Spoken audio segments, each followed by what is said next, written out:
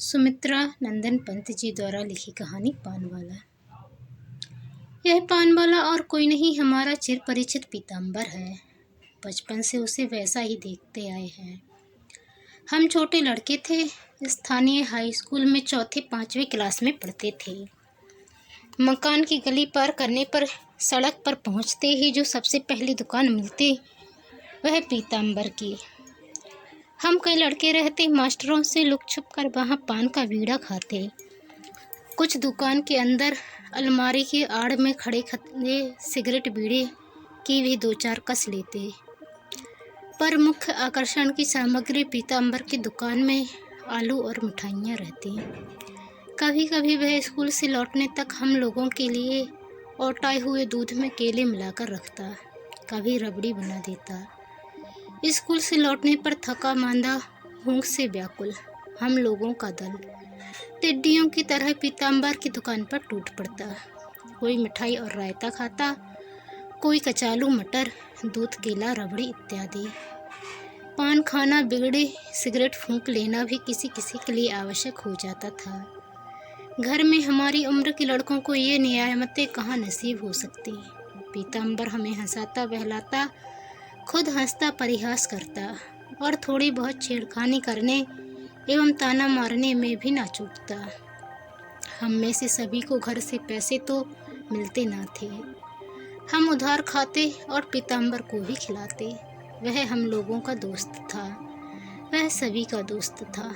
छोटे बड़े, बच्चे बूढ़े, सभी से वह परिहास करता, उन पर मीठी फप्तियाँ कसता और सबको खुश रखता। पीताम्बर तब किस उम्र का था, अब किस उम्र का है, यह बात हम तब भी नहीं जानते थे, अब भी नहीं जानते। उससे पूछने का किसी को साहस भी हो, वह तो सबको हंसी में उड़ा देता है। ऐसी खरी खोटी सुनाता, ऐसे ताने और व्यंग बाण मारता है कि अपने व्यक्तित्व को, निजी याद को पास ही नहीं भटकने देता। लोग हंसकर, खिसियाकर, खिसियाकर, कुड़कर चुप हो जाते हैं। दूसरे ही क्षण वह उन्हें फिर खुश कर लेता है। वह कैसा भी आत्म अभिमानी हो, परंतु यह कभी नहीं भूलता कि उन्हीं लोगों से उसकी गुजर चलती है। लेकिन पीताम्बर को हो क्या गया। तब से 20 साल बीत गए। हम में से बहुतों की शादियां और बाल बच्चे भी हो गए। भिन्न लोग कॉलेज की डिग्रियां लेकर बड़े बड़े ओहदों पर पहुंच गए, भारी भारी वेतन पाने लगे। कईयों ने कोठियां खड़ी कर दी, मोटर गाड़ियां खरीद ली। पर पीताम्बर वैसा ही रह गया है। तब कौन जानता था कि हमारे ही लिए विधाता ने भविष्य बनाया है। पीताम्बर के वास्ते भविष्य सी वस्तु का आविष्कार नहीं हुआ है, अथवा वह भूत, भविष्य और वर्तमान से है। सावन सूखा न भादो हरा। अर्थ लिए तो उसकी दुकान अब बात थी ही, क्या प्रकृति के नियमों ने भी उसके लिए बदलना छोड़ दिया है? किसी तरह का भी तो कोई बदलाव उसमें इन 20 वर्षों में नहीं आया। लेश मात्र नहीं, चिन्ह तक नहीं। वही आकृति, वही प्रकृति, वही कद, वही आदतें और वही दुकान। किसी में भी उन्नति अवनति के कोई लक्षण नहीं। अब वह आलू और मिठाई नहीं रखता, तो इसलिए कि मोहल्ले में अब वैसे चटोर, खाने की शौकीन लड़के ही नहीं रह गए। लेकिन पान, सुपारी, सिगरेट, बीड़ी अब भी उसी प्रकार उन्हीं जगहों पर दुकान में रखे हैं। चूने कत्थे के बर्तन भी वही पुराने पहचाने हुए हैं। चूने की लकड़ी घिस कटकर पतली पड़ गई है, कत्थे की पपड़ी जम जाने से और भी मोटी हो गई है। दुकान के बीचों बीच वही पुराना लैंप टंगा है जो उसके किसी मित्र की इनायत है। चिमनी के ऊपर का भाग टीन की पत्ती का बना हुआ है। सामने एक मझोले आकार का शीशा लगा है, जिसके पारे में धब्बे और चकतियां पड़ जाने के कारण कांच के पीछे से बीच में द्रौपदी का तिरछा रंगीन चित्र चिपका दिया गया है। अंदर के कमरे में मूंज की एक चारपाई और बिस्तरा, खूंटी पर टंगा कोट, सिगरेट, दिया सलाई के खाली डिब्बे, एक लोहे की अंगीठी और कुछ चाय का सामान रहता है। बाहर वही पुराना काठ का बेंच पड़ा है, जिस पर सुबह शाम दोपहर हर वक्त 2-4 दोस्त लोग बैठे गपशप करते, एक दूसरे की खिल्ली उड़ाते और शहर भर की बुराइयों एवं खराबियों की चर्चा करते हैं। उस बेंच से नित्य नई अफवाहों का आविष्कार एवं प्रचार होता। ना जाने कितनी स्त्रियों की कलंक कथाएं, युवकों रसिकों की लीलाएं, भाग्यों के बनने बिगड़ने के खेल, जीवन मृत्यु के समाचार, गांव, शहर, देश एवं विश्व के इतिहास का प्रवाह है। आने जाने वाले लोगों के मुखों से निसृत हो पीताम्बर के कर्ण मुहरों में जावही की तरह समा गया। उसका क्या पता क्या पार, वही उसका मानसिक भोजन है जो उसकी अस्थि रक्त मज्जा मांस बन गया है। अपने लड़कपन के मित्रों के साथ उसकी एक तस्वीर है जो दुकान में गद्दे के ऊपर लटकी रहती है। कोई भी उस चित्र के गोल सुडोल भरे हुए मुख को, अंगों की गठन बनाव श्रृंगार को देखकर यह नहीं विश्वास करेगा कि वह यही पीताम्बर है। वह यह पीताम्बर है भी नहीं। वह 16-17 साल का है, यूनिफॉर्म पहने, हाथ में हॉकी के स्टिक लेकर अकड़कर कुर्सी पर बैठा, अमीरों और रईसों का अमीर दिल मित्र। इस तंग दिल कोठरी में बैठा हुआ गरीब पनवारी कैसे हो सकता है? उसकी गोल चमकदार आंखों में गर्व और चालाकी भरी है, दृष्टि गरिमा बाहर को फूट रही है। इसकी आंखें धसी हुई लाल छड़ों से भरी, छिलका निकाल देने पर पिचकी हुई लीची की तरह गंदली, करुणा क्षोभ प्रतिहिंसा बरसा रही हैं। उनके कोनों में कौओं के पंजे बन गए हैं। उस 16 साल के नवयुवक के मुखमंडल पर सुख, शौक, कौमार्य, स्वास्थ्य, आशा और उत्साह की आभा है। इस अधेड़ का मुख जिसकी उम्र 30 से 50 साल तक कुछ भी कही जा सकती है। दुख, दारिद्र्य, निराशा, आत्मपीड़न, असंतोष का भग्न जीर्ण खंडहर है। गालों की गोल रेखाओं को संसार ने नींबू की तरह चूसकर टेढ़ा मेढ़ा विकृत कर दिया है। दुख से काटे हुए रात दिन के शेष चिन्हों की तरह बेमेल से है। सफेद घनी दाढ़ी मूंछों ने जिन्हें हफ्ते में एक बार बनाने की भी नौबत नहीं आती। उस 16 साल के फूल को सुखाकर कांटों की झाड़ी से घेर लिया है। दुर्भाग्य के स्रोत की सीण शुष्क धाराओं की तरह सुकड़े हुए भाल पर गहरी चिंता की रेखाएं पड़ गई हैं। नीले मुरझाए हुए ओंठों के दोनों ओर नाक से मिली हुई 2 लकीरों ने मनचाहा खाना न मिलने के कारण अनावश्यक मुख को दोनों ओर से 2 घेरों में बंद कर दिया है। मुख का रंग धूप से जलकर काला पड़ गया है और उसका प्रत्येक चर्म अणु सूजे के दाने की तरह शोक ताप में पककर फूल गया है। रोड़े की तरह गले में अटकी हुई हड्डी मांस के सूख जाने से बाहर निकल आई है। वह चित्र भले ही हो, वास्तविक पीताम्बर यही है। दुबला, नाटा, अविकसित हड्डियों का ढांचा। वह पीताम्बर, उसकी कलाइयाँ 2 चंगुल से अधिक चौड़ी नहीं, वे भी जैसे कसकर तंग चमड़े में बांध दी गई हों। उसके इकहरे जीर्ण चमड़े के अंदर से चर्बी का अस्तर कभी का गायब हो चुका है। रक्तहीन हाथों में नीली नीली फूली नाड़ियां और हथेलियों में चूने कत्थे से कटी रेखाओं की जालियां पड़ गई हैं। दुख, दैन्य और दुर्भाग्य के जीवन प्रवाह के तट पर ठूंठ की तरह खड़ा, उसके तीक्ष्ण कटु आघातों से लड़ता हुआ पीताम्बर उस प्रभाववाचक स्थिति पर पहुंच गया है जहां उस पर आशा, तृष्णा, लोभ, जीवनेच्छा, सौंदर्य, स्पर्धा, मोह, ममता, उम्र आदि भाववाचक विभूतियों के अत्याचार, उत्पात का कोई प्रभाव नहीं पड़ सकता। वर्तमान मनुष्यता, सामाजिकता, नैतिकता, धर्म, आचार, रूढ़ी रीतियों की कला का वह एक साधारण नमूना मात्र है। अपने देश के वर्तमान जीवन में कुशल कलाकार की तरह भिन्न भिन्न अवस्थाओं एवं परिस्थितियों की कूंचियों से उसमें रूप रंग रेखाएं भरकर उसे हमारे पैशाचिकता पशुप्त अंधकार का निर्मम सजीव चित्र बना दिया है। उस 16 वर्षीय किशोर का चित्र इस चित्र को कैसे मिल सकता है? वह सब समय की मानवीय प्रकृति को कला का नमूना था। यह हमारी इस समय की सभ्यता की मानवीय विकृति का नमूना है। पीताम्बर जात का तंबोली नहीं, वह अच्छे घराने का है। चुटपन में ही माँ बाप के मर जाने के कारण पीताम्बर अयाचित स्नेह के संरक्षण से वंचित हो गया। उसके भाई को, जो उससे 5 साल बड़ा था, यह समझते देर नहीं लगी कि अब उसे दूसरों की चापलूसी खुशामत कर, उनको करुणा दया को जागृत कर, उनके स्वभाव और इच्छाओं को अपनाकर दूसरों की बुरी प्रवृत्तियों के सामने अपनी अच्छी प्रवृत्तियों का बलिदान कर दबकर सहकर कुटकर पिसकर जीवन निर्वाह करना है। मुक्ति श्रेय माँ बाप उसकी शादी कर गए थे। एक असहाय मूक पंगु अपड़ अंधविश्वासों से निर्मित मांस की लोथ, निष्प्राण प्रति प्राण सती का भार उस पर था। इसलिए लाचार हो वाणी में दीनता, आंखों में याचना, होठों में शरमाई हुई करुण हंसी भरकर सबके सामने आंखें झुकाना, माथा नवाना सीखकर यज्ञदत्त ने अपना स्वरूप बदल डाला। पड़ोस और शहर के लोग उसकी नम्रता पर तत्परता पर मुग्ध हो गए। उसे जिला बोर्ड में दफ्तरी का काम दिला दिया। 15 रुपए वेतन मिलता, जिसमें 4 प्राणी किसी तरह जीवन व्यतीत करते। यज्ञदत्त में कोई खास बात न थी, वह जैसे ऐसे ही छोटे मोटे काम के लिए बना था। पर इसी यज्ञदत्त का भाई, उन्हीं माँ बाप के दरिद्र कोख से पैदा हुआ पीताम्बर, अपने आत्म अभिमान को ना छोड़ सका। वह उस निर्धन घर का अमीर दिल प्रकाश था। उसके वैसे ही संस्कार थे। सृष्टिकर्ता ने उसे निर्माण करने में किसी प्रकार का संकोच या संकीर्णता न दिखाई थी। प्रकृति ने रईसों के लड़कों को और उसे समान रूप से अपने मुक्तिदान, अपनी गुप्त शक्तियों का अधिकारी बनाया था।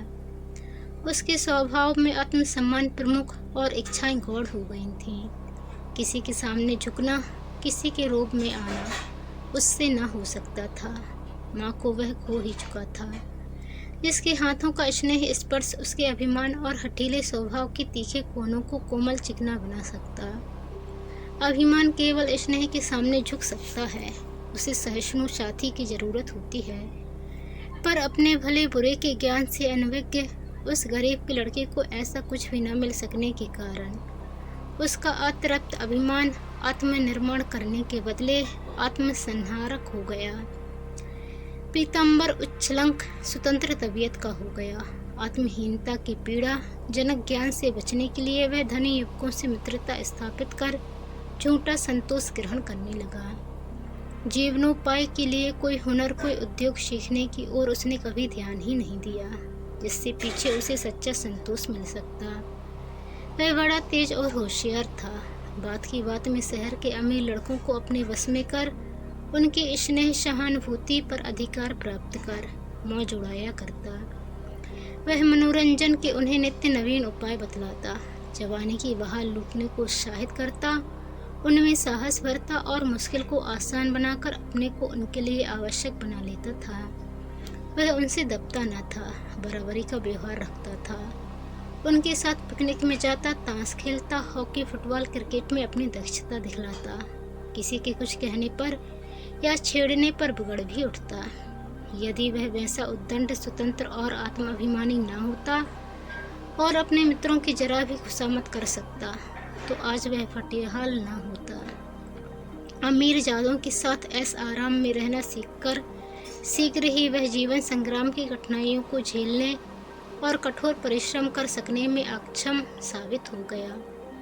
जवानी का खुमार उतरने और होश आने पर उसने अपने को मोर के पर लगाए हुए कौवे की तरह और भी दयनीय, क्रूप और निकम्मा पाया। अपने भाई की गरीब गृहस्थी से, पास पड़ोस से, शहर से, खुद अपने से उसे घृणा होने लगी। वह और भी चिड़चिड़ा, दुराग्रही, हठी, निंदक, आत्मघातक और परद्रोही हो गया। उसके धनी मित्रों ने भी, जिनके साथ रहकर उसे अनेक प्रकार की कुटेवें और बुरी आदतें पड़ गई थीं, उसकी ऐसी दशा देखकर उसका साथ छोड़ दिया। वह न घर का रह गया न घाट का। चाय, पान, सिगरेट के लिए, सुस्वादु भोजन के लिए अब उसका जी तरसने लगा। सिनेमा, थिएटर उसे और भी जोर से अपनी ओर खींचने लगे।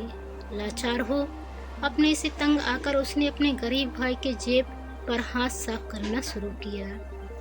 भाई उससे पहले से ही रुष्ट था। अब उसका ऐसा पतन देखकर उसने उसका घर में आना बंद कर दिया। सब तरह से निराश हो, अपमान, भय, लज्जा, क्षोभ, यातना, आत्मसम्मान, दारुण भूख प्यास से एक साथ ही ग्रस्त, पीड़ित, क्लांत एवं पराजित हो अंत में पीताम्बर ने एक तंबोली की दुकान में पान लगाने की नौकरी कर ली। पर वहां भी वह अधिक समय तक ठहर न सका। उसकी कुटुंबें उसका दुर्भाग्य बन गई थी।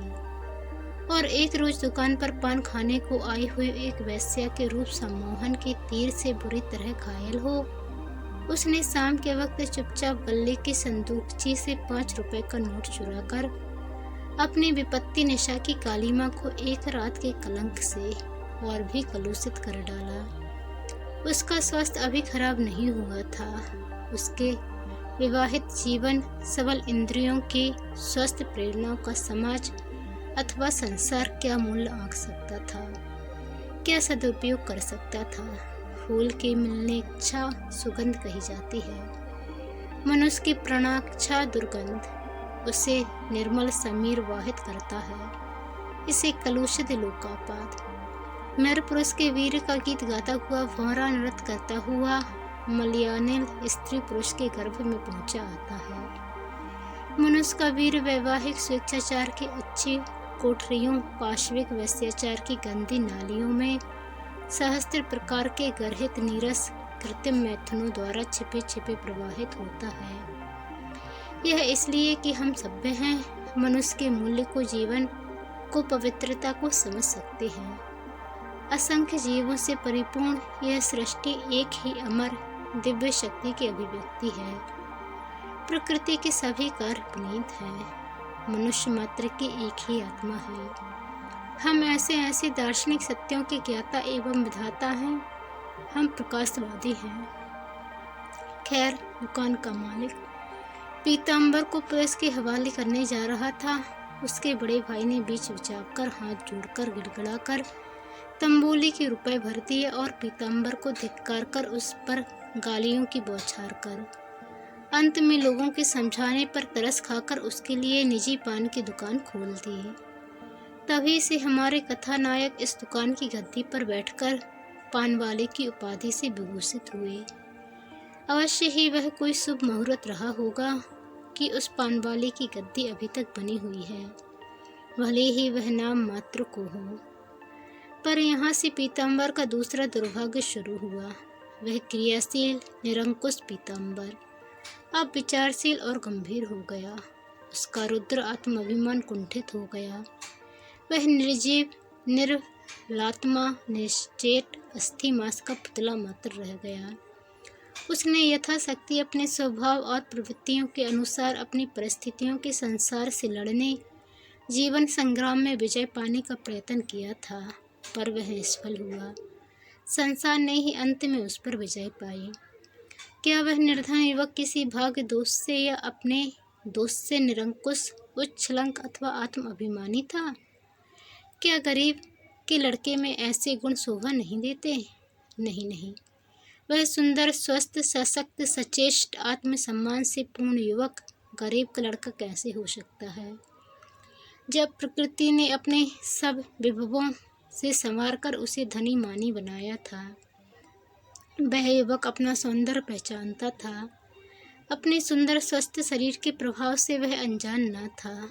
युवावस्था की प्रवृत्तियों ने उसके मन चक्षुओं के सामने जो एक सौंदर्य का स्वर्ग, आशा आकांक्षाओं का इंद्रजाल उछाल दिया था, अपने और संसार के प्रति जो एक प्रगाढ़ अनुरक्ति एवं उपभोग की सामर्थ्य पैदा कर दी थी, उसकी अमंद मादकता से, प्रबल आकर्षण से वह कैसे आत्मविस्मृत न होता। बाह्य जगत के जीवन संघर्ष का आघात लगते ही उसकी सहज प्रेरणा उसके अंदर एक आत्मविश्वास पैदा करती रहती थी कि उसके अभिमान का, उसके अस्तित्व का मूल आंकने वाला कोई मिलेगा, कोई अवश्य मिलेगा जो उसकी समस्त आस्था आकांक्षाओं के लिए, प्रवृत्तियों की चेष्टाओं के लिए मार्ग खोल देगा, उनके सौंदर्य से वशीभूत होकर उन्हें चरितार्थ कर देगा, तृप्त कर देगा। प्रत्येक युवक के भीतर स्वभावतः यह स्फुरणा जन्म पाती है, पर इस आत्मसंतोष के लिए धनी युवकों के पास जाना पीताम्बर की अनुभव शून्यता एवं भ्रम था। वे इस काम के लिए उससे भी निर्धन थे। यह काम किसी एक व्यक्ति के करने का था भी नहीं। इसका संचालक या संपादक हो सकता है हमारा सुव्यवस्थित सामाजिक या सामूहिक व्यक्तित्व। सामाजिक एकता, सामाजिक सुव्यवस्था एवं समूह उन्नति व्यक्ति का विशद व्यक्तित्व है, जिसकी छत्र छाया में वह आत्म उन्नति कर सकता है, आत्म तृप्ति पा सकता है। समाज व्यक्ति की सीमा का सापेक्ष निश्चय है। वह बूंदों की सम्मिलित शक्ति का समुद्र है, जिसमें मिलकर प्रत्येक बूंद एकत्रित ईश्वर का उपभोग कर सकता है। पर अपने देश में वह सामूहिक आधार है ही नहीं, जिसकी विशद भूमि पर व्यक्ति निर्भीक स्वरूप से खड़ा होकर आगे बढ़ सके। हम सब अनाथ यतीम हैं। हमारा देश एक महान सभ्यता का विशाल भग्नावशेष है। हमारे यहाँ प्रत्येक व्यक्ति एक व्यक्ति मात्र मांसपिंड मात्र है। वह कुलीन हो अकुलीन, धनी हो या निर्धन, वह समाज नहीं है, वह देश नहीं है। उसके पीछे इन सबका सम्मिलित बल काम नहीं करता। वह निराधार है, वह क्षुद्र है। हम केवल व्यक्तिगत उन्नति, व्यक्तिगत सम्मान, व्यक्तिगत शक्ति को ही समझ सकते हैं, उसी का उपभोग भी करते हैं। अपने सामाजिक व्यक्तित्व का सम्मान, उसकी शक्ति एवं उन्नति का महत्व अभी हमें मालूम नहीं हो पाया। इसलिए हम कच्ची सूत की लच्छी के उन उलझे और बिखरे ताकों की तरह हैं, जो अपनी एकता से बनने वाली रस्सी के बल से अपरिचित हैं। फलतः इस विशाल पृथ्वी पर जटिल जीवन संग्राम की कठिनाइयों का सामना हम में से प्रत्येक को केवल अपने बल पर करना पड़ता है, अर्थात प्रत्येक तिनके को बाढ़ का सामना पृथक पृथक रूप से करना पड़ता है। व्यक्ति के लिए देश के व्यक्तित्व का, मनुष्य के लिए विश्व के व्यक्तित्व का अभाव होने के कारण प्रत्येक व्यक्ति की शक्ति की इकाई केवल व्यक्ति ही रह जाता है, और उसके लिए विरह जगत के जीवन संग्राम के घात प्रतिघात, उत्थान पतनों का सहना कठिन ही नहीं असंभव हो जाता है।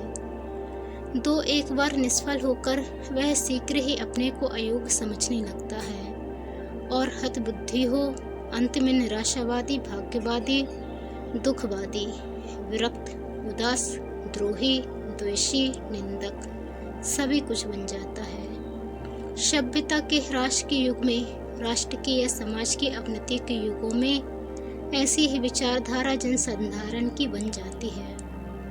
इसी विचारधारा के प्रवाह में प्रताड़ित प्रतिहत पीताम्बर भी तिनके की तरह बह गया। समाज की दुर्बलता को वह अपनी दुर्बलता, उसके दोषों को अपने ही दोष समझने लगा। वह अपनी ही आंखों में गिर गया। ईश्वर ने उसे कैसा वैसा है जघन और निकम्मा बनाया, यह उसकी समझ में नहीं आया। वह उसे अपने ही कर्मों का, पापों का फल, पूर्व जन्म का, भाग्य का दोष मानने लगा।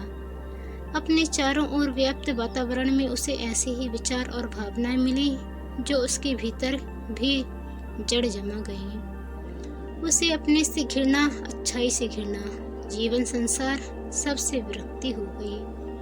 वह अपने अंतर के जीवन उत्पादक प्रेरणा, अभिलाषाओं, आशाओं, रुचियों को बलपूर्वक दबाने लगा।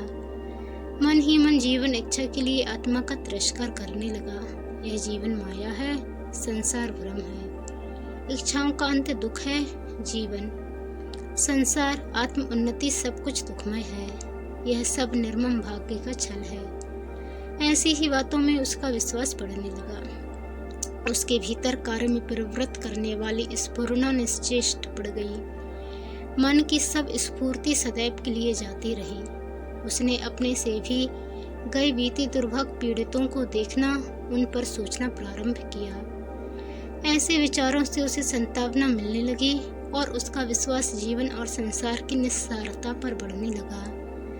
व्यक्ति के जिस क्षुद्र रूप को उसने जीवन और संसार का स्वरूप समझ लिया था, वह अवश्य ही निस्सार एवं दुखप्रद है। व्यक्ति के विशद रूप का, उसके सामाजिक, दैशिक, विश्व व्यक्तित्व का चिरंतर स्वरूप उसे अपने यहाँ कहीं देखने को नहीं मिला।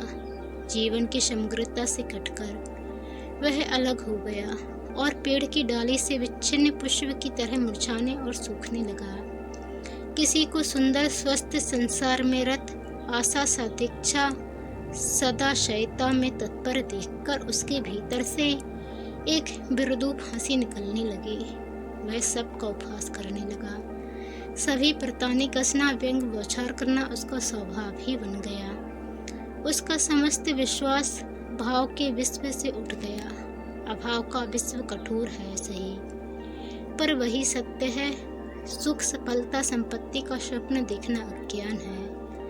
अब वह मनुष्यों की खोट, उनकी बुराइयों को खोजने लगा। जो कोई सुखी संपत्तिशाली देखता, समाज जिसे आदर सम्मान देता, उसमें भी 2-4 दोष निकालकर वह अपने मन को संतोष देने लगा।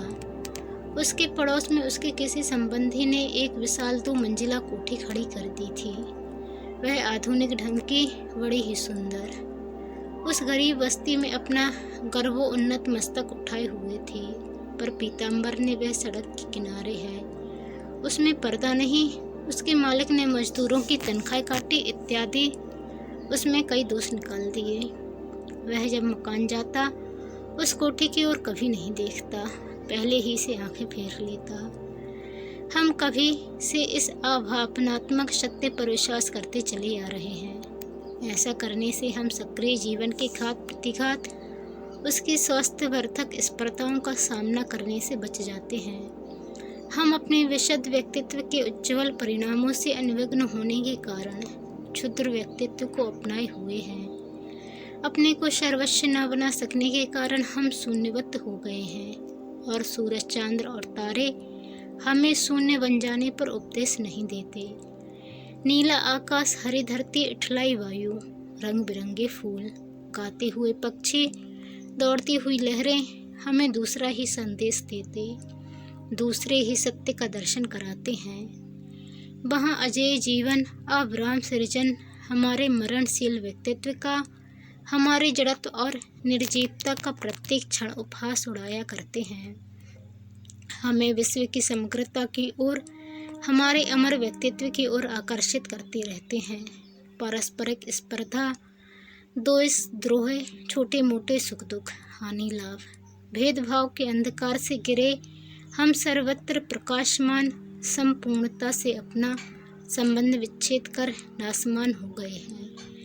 इसी भावनात्मक सत्य की निर्जीव सजीव मूर्ति पीताम्बर को हम चुटपन से इस पानवाले के रूप में देखते आए हैं। उसे अब निश्चेत निर्जीव रहने ही में आराम मिलता है। उसका अब स्वास्थ्य अब नहीं के बराबर रह गया है। लगातार पान चबाने से दांत सड़ गए, दिन रात बैठे रहने से जठरांगनी बुझ गई है। वह केवल जीवित रहने के अभ्यास से जीता है। स्वास्थ्य गवा बैठने एवं हृदय में निर्जीवता व्याप्त हो जाने के कारण वह अपनी पत्नी से भी प्रसन्न नहीं रह सका। पानवाला बन जाने के कुछ ही महीनों बाद भाई ने उसकी शादी कर दी थी। जब तेल टपककर समाप्त हो चुका था, तब केवल बत्ती को जलाने के लिए मानो दीपक को शिखा के पास में बांध दिया गया। पीताम्बर का निर्बल रुग्ण बच्चा जब जाता रहा, तब उसने संतोष की ही सांस ली। आज दिवाली के रोज दुकान सजाते हुए उसने एक पुराना मिट्टी का खिलौना कपड़े की तहों से बाहर निकालकर गद्दे के पास रखा है। जिसके लिए 5 साल पहले यह खिलौना लाया था, वह तो रहा नहीं, यह खिलौना रह गया है। वह मिट्टी का नहीं था, इसलिए वह मिट्टी का नहीं था। ऐसा कहते हुए पीताम्बर उसी तरह ठहाकर हंस रहा है। तो दोस्तों, आपको ये कहानी कैसी लगी कमेंट कर ज़रूर बताएं। चैनल पर नए आए हैं तो चैनल को सब्सक्राइब कर बेल आइकन को क्लिक कर लें, और वीडियो को अपने दोस्तों के साथ शेयर करना व लाइक करना ना भूलें।